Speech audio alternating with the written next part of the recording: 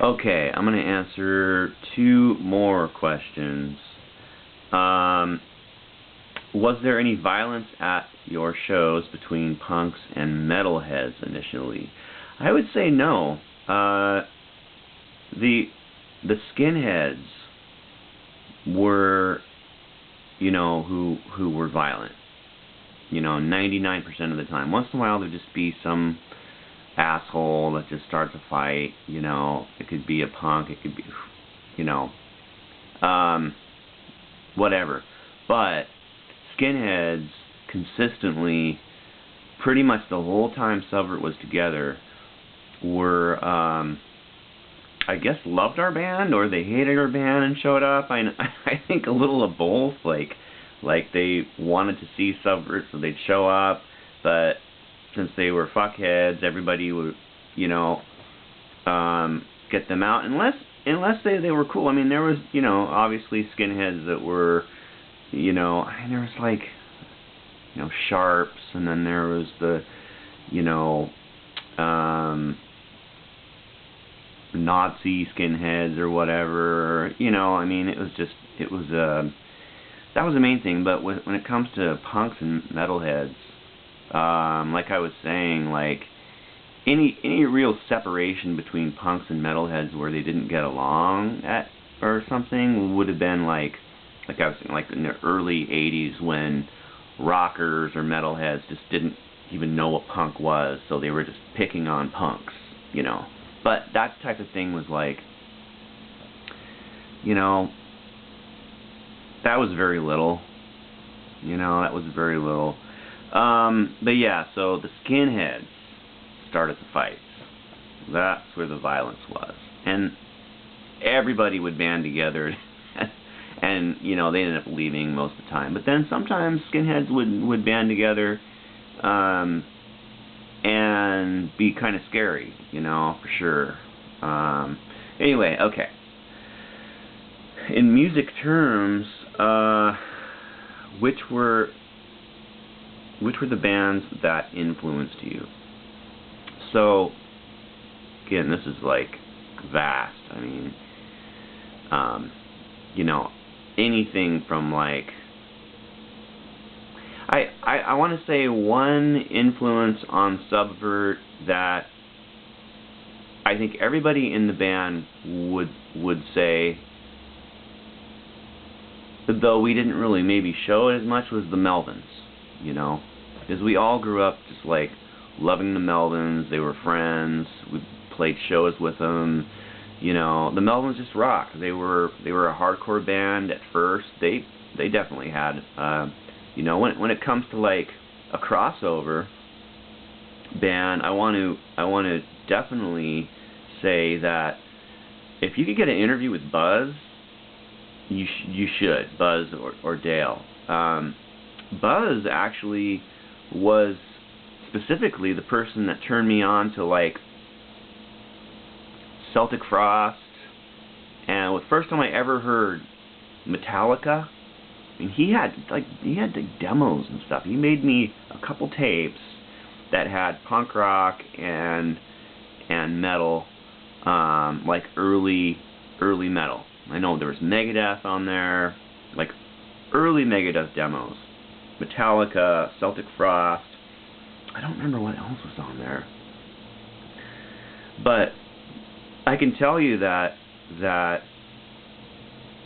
it may be a surprise, but the Melvins are definitely came from the crossover. They could be considered a crossover band, but they went slow, in a sense, like crossover doesn't have to be exactly fast. There's bands like St. Vitus and, even Black Flag, like the second side of My War is really slow, and I know that always reminded me, like when I heard Melvins go slow, I always thought of the second side of My War, and Black Sabbath, and like just dirgy punk, Anyway, yeah, yeah, if you can ever get a interview with Buzz about initially his metal influences, I think you'd be really surprised. He'd probably talk your ear off for a good half hour about his metal influences. That's for sure. Lots of punk rock influences, you know. I mean, that's very, very important in all of this. Like, you know, that's what I was really, really getting at, is hearing things like Ace of Spades. Definitely, you know, when I heard faster punk rock, at first I wasn't really too sure about some of it. This is, like, again, way back, but I liked it, you know. Like, I think that metal and punk really go together. It's just they are, you know, metal's more like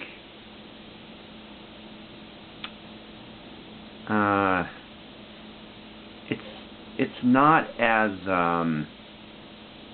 it's more polished in a way. Like, you're trying to, you know, strum a certain way, and you know, you got your your scales, and, you know, and stuff like that. Like, it's in the realm of, we know what we're doing, you know. Punk rock is not as much in that realm. It's like, we're gonna do this and have fun, and it's gonna sound like this.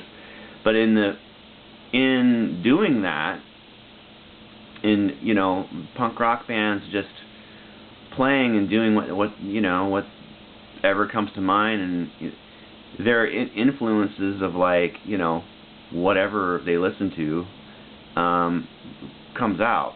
So yeah, I mean, that's one thing. If you're a really, like, awesome player, you know, or whatever the word is, skilled, you know, you may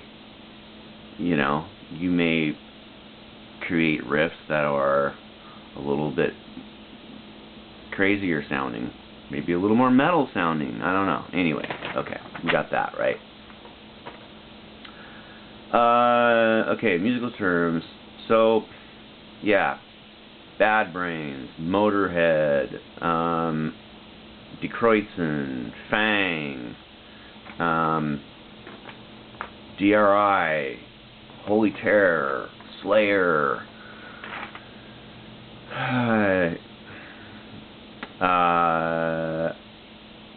Angel Witch, Holocaust from England,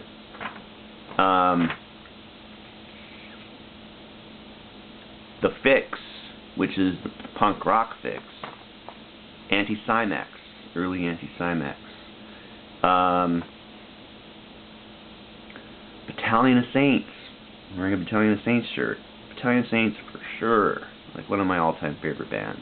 And then, you know, another band that if you listen to early, like the Fighting Boys EP, you know, they were very Motorhead influenced. So there you go again. It's like the most kick-ass U.S.